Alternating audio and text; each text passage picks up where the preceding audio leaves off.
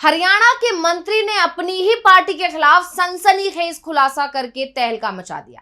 सैनी के मंत्री ने इशारों इशारों में मुख्यमंत्री सैनी पर ही सवाल खड़े कर दिए हैं।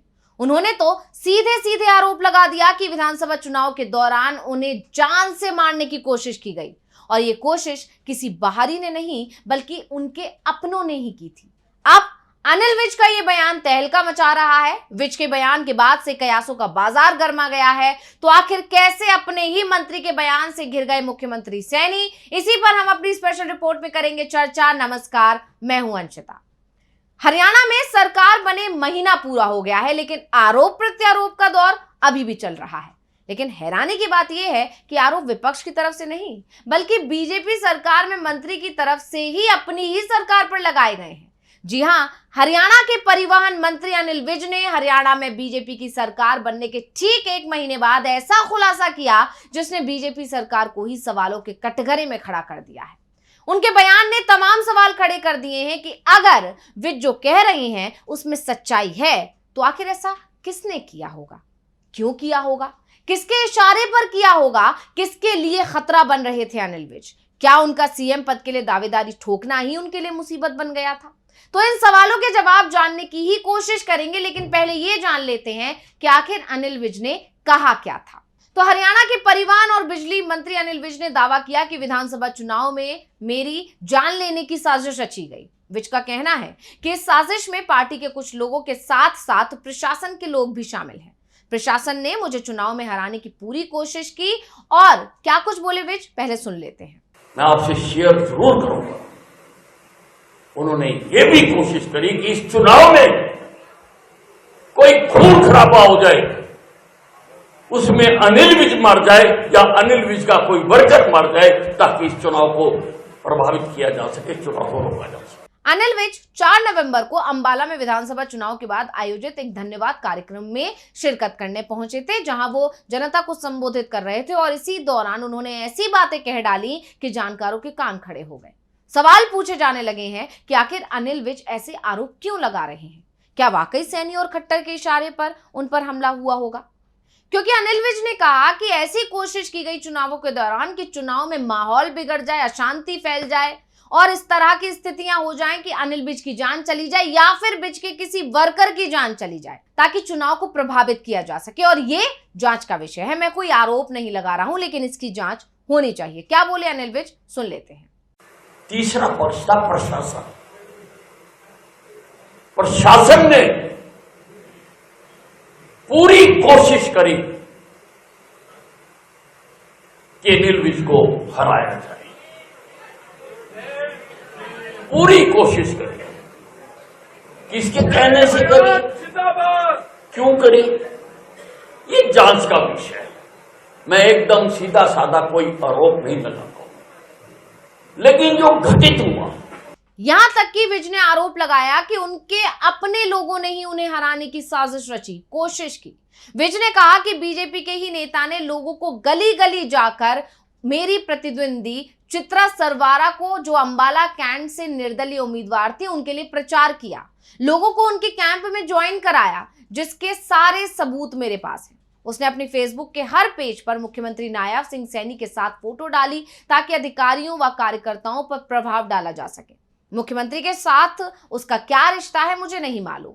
उसने भाजपा के खिलाफ जो काम किया है उसे हमारे मुख्यमंत्री के साथ फोटो लगाने का अधिकार नहीं है। उसे तुरंत ये फोटो फेसबुक से डिलीट करनी चाहिए, क्योंकि हम अपने मुख्यमंत्री का नाम बदनाम नहीं होने देंगे।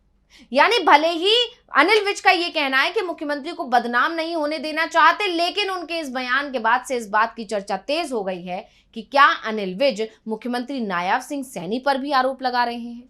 क्या वाकई ये सब सैनी के इशारे पर हुआ था, या इसके पीछे हाथ मनोहर लाल खट्टर का था, या फिर दोनों ही इसमें शामिल थे?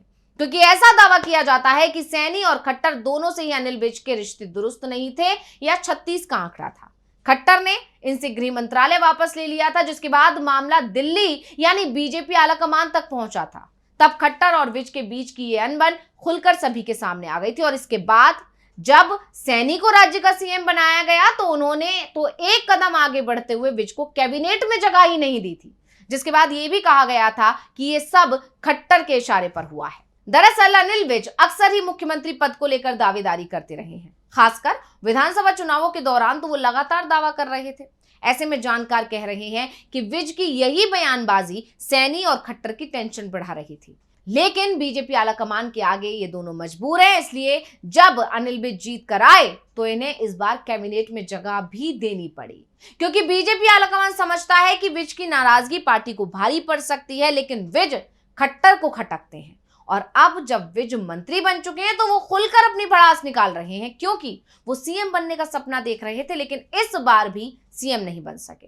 अब विज के बयान को लेकर दावा किया जा रहा है कि क्योंकि विज सीएम पद पर दावा ठोक रहे थे, शायद इसीलिए इन्हें हराने की साजिश रची गई थी। और इसका असर भी देखने को मिला, क्योंकि अंबाला कैंट सीट पर उन्हें मुश्किल से जीत मिली और वोटों का अंतर केवल 7,277 था।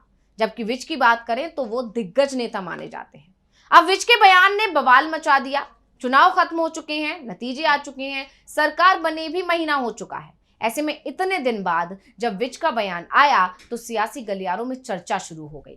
सवाल उठ रहे हैं कि आखिर अब विज के इन बयानों का मकसद क्या है, क्योंकि विज ने यह खुलासा तो किया ही, साथ ही इशारों में अपनी ही सरकार को भी घेर लिया। उन्होंने कहा कि पहले नगर पालिका ने हमारी मंजूर शुदा सड़कें बनाने से मना कर दिया था और अब वो सड़कें दोबारा बननी शुरू हो गई हैं। नगर पालिका ने हमारी मंजूर शुदा सड़कें भी बनानी से रोक दी। मंजूर शुदा सड़कें, जो सड़कें मंजूर थी, जो अब शुरू हो गई, भाई अब तो कोई टेंडर नहीं हुआ, कैसे शुरू हो गई? और अगर उनके टेंडर पहले हो चुके थे तो चुनाव में भी बनाई जा सकती थी। कहीं पर भी कोड ऑफ कंडक्ट इसको मना नहीं करता, लेकिन रोकी, सारे काम रोके गए। बता दें कि हरियाणा विधानसभा चुनाव के दौरान अनिल विज ने मुख्यमंत्री पद की दावेदारी पेश की थी। उन्होंने कहा था कि वो 7 बार के विधायक रह चुके हैं और हरियाणा में भाजपा के सबसे वरिष्ठ विधायक हैं। इस तरह उन्होंने वरीयता के आधार पर पार्टी से सीएम पद की मांग की थी। हालांकि बाद में उन्होंने कहा कि अगर पार्टी चाहेगी तो वो मुख्यमंत्री बनेंगे, यानी धीरे धीरे उनके बयान बदलने लगे और नतीजे आने के बाद तो वो पूरी तरह अपने बयान से पलट गए। इसके बाद कहा गया कि शायद बीजेपी आलाकमान और विज के बीच डील हो गई है। खैर, वजह जो भी हो, लेकिन जिस तरह से विज जो 7 बार के विधायक रह चुके हैं वो मात्र 7,000 वोटों से जब जीते, तो ये जो उनके अब आरोप लग रहे हैं कि उन्हें हराने की कोशिश की गई थी, तो उन आरोपों में अब कुछ ना कुछ सच्चाई तो नजर आ रही है। खैर, वजह जो भी हो, लेकिन विज के इस एक बयान ने बीजेपी के अंदर ही मची खींचतान को एक बार फिर से उजागर कर दिया है। तो ये जानकारी आपको कैसी लगी, ये रिपोर्ट आपको कैसी लगी, हमें कमेंट करके अपनी राय जरूर दीजिएगा। इसी के साथ मुझे दीजिए इजाजत। देखते रहिए DV लाइव। नमस्कार।